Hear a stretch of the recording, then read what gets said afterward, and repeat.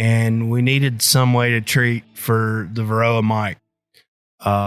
And I noticed that all the treatments were really expensive. You know, it was usually about $35, $40 a hive.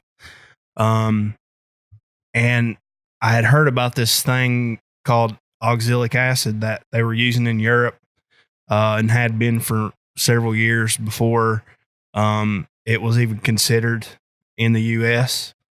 And I just started researching it. You know, people had built these really basic models of oxalic acid vaporizers, or what they're called.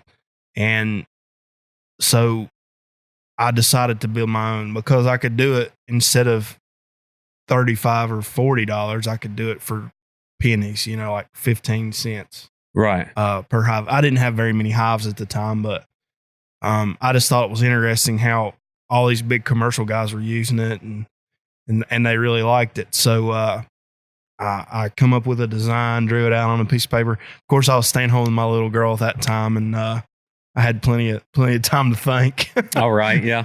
And I went to the vocational school, and they helped me take the raw aluminum, and turn it into a vaporizer. So I built myself one, tested it. It worked really, really well.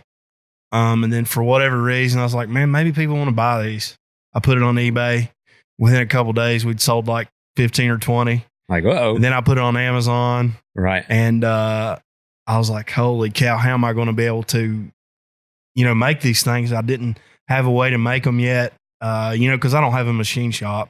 I don't have any way of milling aluminum or, you know, threading and tapping holes and drilling them out straight, you know, so it looks professional. So I talked to one of my buddies, Derek White, I went to school with, and his dad owns Mountaineer Machine in Pipestem or Lorona there. And he just started doing them for me. And before we know it, I mean, we were making like hundreds a month, you know. And we were making really good money on them at the time. So all the money that we made from those, we just put back. We had no clue that we were ever going to do this at the time, but you know, she's really good at saving money. And yeah, 1 year into it, I started talking to her about opening a store. And my mom had just opened the pottery shop, Paint Your Own Pottery, 2 doors down from the building that we bought. Lori was in there one day, and she was talking to me about buildings for sale. You know, the pottery shop, the riffraff were really the only things on the street at the time.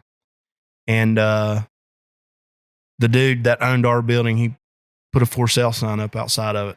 I'm really good at just like calling people out of the blue and asking them, I'm not scared to ask them if they want to sell something or if they'll help me out and do something for me. So I called the guy, asked him if he wanted to sell it, you know. And I knew the building was rough. I didn't know it was quite that rough, I don't think. But so anyways, we worked out a deal, and he told me a price. I went back to her.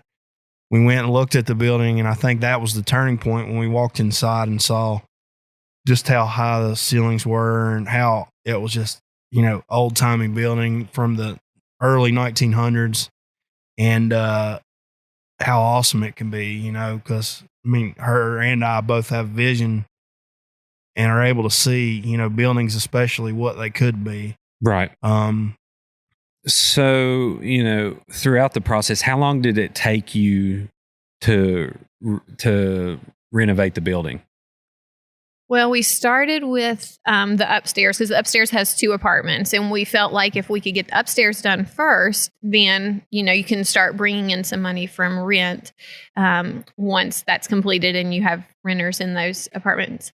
And so the upstairs took like right at 1 year to finish the 2 apartments with the finishes that we wanted. I mean, we wanted it to be a really nice, high quality apartment complex upstairs so that we could get good renters that would take care of it. You know, one of the things I always say is, you know, there's no use in slapping lipstick on a pig. It's still a pig. We didn't want our building to still be a pig. We wanted it to be a really, really nice place for somebody to live, a place that they could be proud of. So to get the upstairs into that shape, that took a year. And then After we finished that, then we turned our attention to the downstairs. And that took about almost a year and a half to finish the downstairs where the store is and where the workspace is in the back.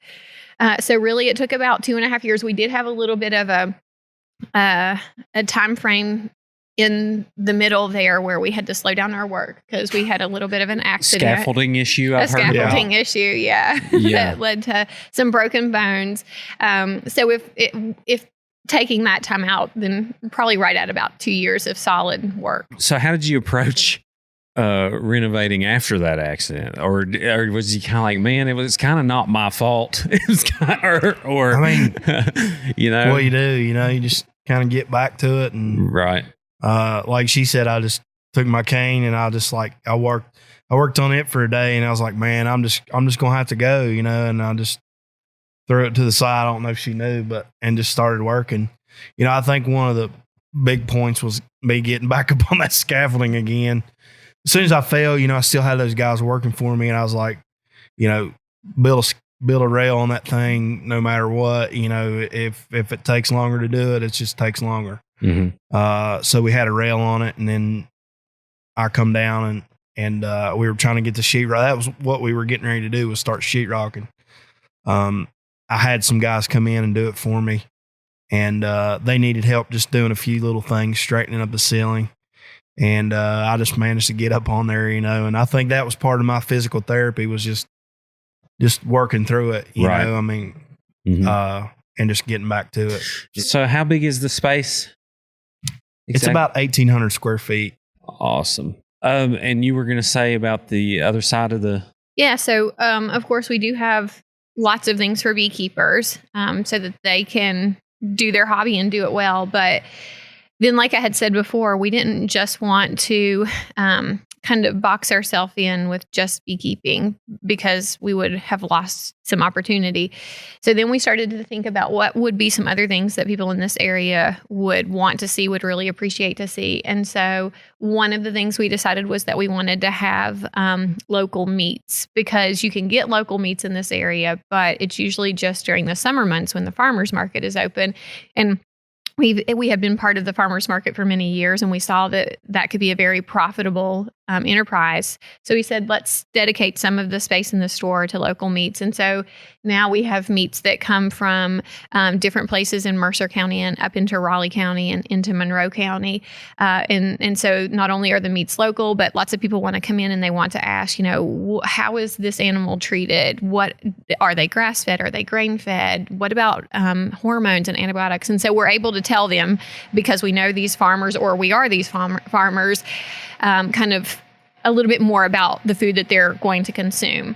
And then once we said, if we're going to have meat, why not have other types of food products? And so we've tried to bring in local fruits and vegetables. We have dairy products, eggs, and just different things that people want, but up until this point, they haven't really been able to find it year round, at least not from a local producer. And then another thing that we wanted to do was we wanted to kind of, in bringing in foods to the store, we wanted to create a little bit of an old-timey mercantile or general store feel. So we decided to bring in some of the old sodas and candies that people like. And then that led to the visionary over here deciding that he wanted to have an ice cream counter in the store. So he built the ice cream counter, and we brought in some really, really good award-winning ice cream. And so that's something, of course, that now maybe mom or dad comes in to pick up something to eat for dinner, and the kids are with them, and the kids decide they want to sit down and have some candy or have some ice cream. And so we started to see, as we were putting these things together, now we're meeting we're kind of meeting the needs or the wants of different demographics and ages and stuff. So what would you say, Will, what would you tell somebody about beekeeping in Appalachia? Like, what's the potential market if you were to, start keeping bees, get pretty good at it, would and you wanted to scale up? Is there a market here? Oh yeah, I mean, there's people that send their bees all over the country to pollinate, and they make a living just by moving bees on tractor trailers, and for almonds or blueberries or the orange groves or whatever, there's a market for commercial beekeepers. You got to get really good. You got to know the bees. You got to be willing to work in them every day. You know, there's several people through the state that raise queens, and they make a living doing that. People raise just the bees and just sell them to new beekeepers, you know, like the nukes I talked about earlier. You can do that, raising honey, you know, taking honey off of them, bottling it, selling it. If we have a great year, it's really good. Sometimes you have a lean year, you know, where you don't get as much honey, but there's definitely a market if you're willing to work hard and learn and just have faith through the whole thing, you know, and keep at it and work, you know. There's definitely an ability to bring in income and provide for your family. So